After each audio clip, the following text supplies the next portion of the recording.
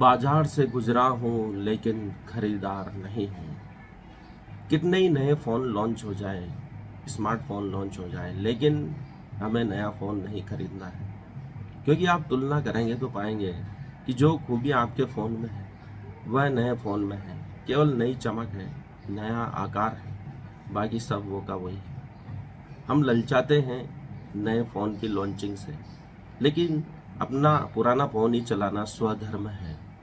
नए फ़ोन से आकर्षित नहीं होना है।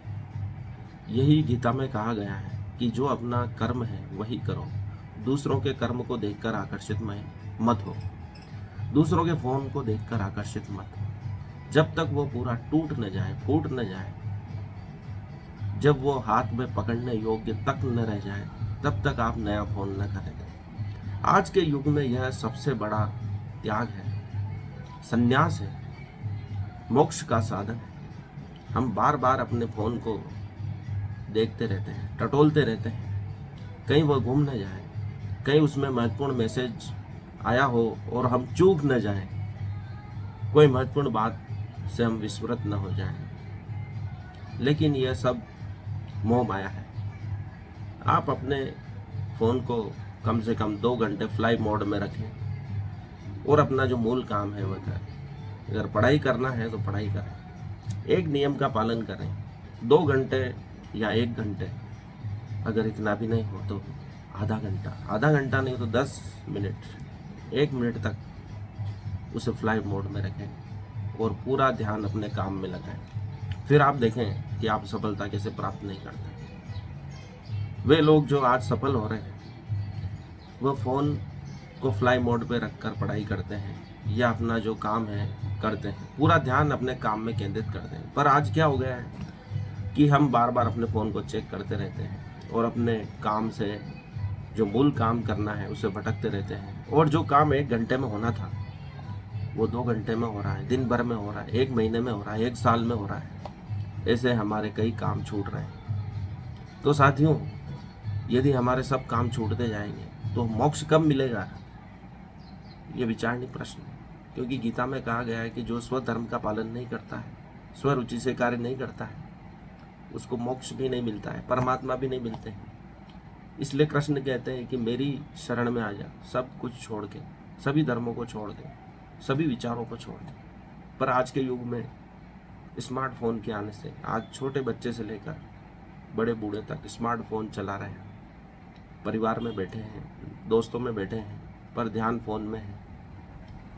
जो काम करना है वो नहीं कर रहे हैं। बड़ी दूर दूर की यात्राएं करते हैं, परिजनों से मिलते हैं, शादी ब्याह में मिलते हैं, शोक सभा में मिलते हैं, लेकिन हमारा ध्यान स्मार्टफोन पे होता है, उनके मैसेज में होता है। उनमें कोई ऐसा महत्वपूर्ण चीज़ नहीं है जो आपने पहले नहीं पढ़ी हो।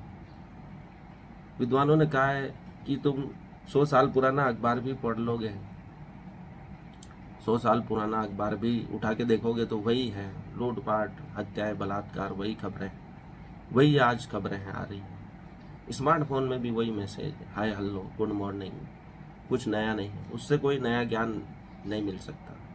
लेकिन आप अपनी पुस्तकें पढ़ेंगे, पाठ्यक्रम को पढ़ेंगे तो आपका बुद्धि का विस्तार होगा, ज्ञान प्राप्त होगा, आपको अधिक अंक आने की संभावना होगी। आज के युग में सबसे बढ़िया बात यह है कि सभी लोग स्मार्टफोन के चक्रव्यूह में फंसे हुए हैं, बार बार उसको देखते हैं और ये आदत ऐसी पड़ गई है कि इससे छुटकारा पाना संभव नहीं है। ऐसे समय में जो व्यक्ति या बच्चा अपने स्मार्टफोन से दूर रहता है, कम से कम 2 घंटे भी रहता है, तो वो पढ़ पाएगा और उन चीज़ों को बेहतर याद कर पाएगा जो बार बार स्मार्टफोन चलाने के आदी बच्चे हैं। इस मूल मंत्र को भी कोई सीख ले तो वह इस युग में सफल आसानी से हो सकता है। इस युग में सफल होना बहुत ही आसान है, क्योंकि सभी लोग स्मार्टफोन के चक्रव्यूह में फंस चुके हैं। लेकिन जो इससे पार पालेगा वह आज के युग में बहुत शीघ्र सफल हो जाएगा। इसलिए दोस्तों, अपना पैसा बर्बाद न करें, नए नए स्मार्टफोन कुछ ही दिनों में न खरीदें, ज़्यादा नेट पैक न डलवाएं, कम से कम साधन रखें, कम से कम नेट पैक रखें और सस्ते से सस्ता स्मार्टफोन चलाएं। जितना सस्ता होगा उससे कम देखने की इच्छा होगी। इसलिए आप प्रयास करें जब तक वो पूरी तरह नष्ट न हो जाए तब तक नए स्मार्टफोन को न खरीदें, क्योंकि आप जितने स्मार्टफोन खरीदते हैं उतना ही पुराने स्मार्टफोन का स्टॉक आपके घर में होता है। या तो आप उसे बेचने का प्रयास करेंगे या घर में यूं ही पड़े रखें। ये ई कचरा पर्यावरण को प्रदूषित कर रहा है, पानी को दूषित कर रहा है, वायुमंडल को दूषित कर रहा है। कई हानिकारक इसमें तत्व होते हैं जो आपको बीमार कर सकते हैं। इसलिए कम से कम साधनों का उपयोग करें। पुराने समय में लोग हर चीज़ का पूरा उपयोग करते थे, आज भी उसी नियम के पालन की आवश्यकता है। हमारी माताएं होती थी, कपड़ा फट जाता था तो उसको पोछे में उपयोग लेती थी, पोछे के बाद में भी उसको बर्तन मांजने में उपयोग लेती थी। जब तक वो अंत एक एक तंतु उसका नष्ट न हो जाए उपयोग करती रहती थी। इससे प्रकृति का भी बचाव होता था। पुराने महिलाएं पानी की बचत के लिए राख से बर्तनों को मांजती थी और वो इतने परिशुद्ध होते थे क्योंकि आग में जलकर राख कीटाणु मुक्त हो जाती थी और उससे रगड़े हुए बर्तन भी कीटाणु मुक्त होते थे। इससे जल की बचत होती थी और जल यत्र तत्र सर्वत्र यूं ही गड्ढे के रूप में फैला नहीं रहता था, उससे मच्छर पैदा नहीं होते थे। पुराने समय में जितने कम मच्छर थे उतने आज कितने मच्छर बढ़ गए हैं। आप देखें कितनी बीमारियां बढ़ गई हैं। डेंगू हम सिर्फ दिल्ली में सुनते थे, आज पूरे भारत में डेंगू मलेरिया से मच्छरों से होने वाली बीमारियों से हम त्रस्त हैं। इसलिए कम से कम उपयोग करें, क्योंकि युधिष्ठिर ने अपने भाई से कहा था प्रकृति से उतना ही लेना चाहिए जितनी हमारी आवश्यकता हो, ज़्यादा का संग्रह न करें। इससे हम पर्यावरण को दूषित कर रहे हैं, प्रदूषित कर रहे हैं और स्वयं भी बीमार हो रहे हैं। इसलिए आज संयम की आवश्यकता है। नए फ़ोन से आकर्षित न हो और अपने आप को संयमित रखें, अपरिग्रह का पालन करें।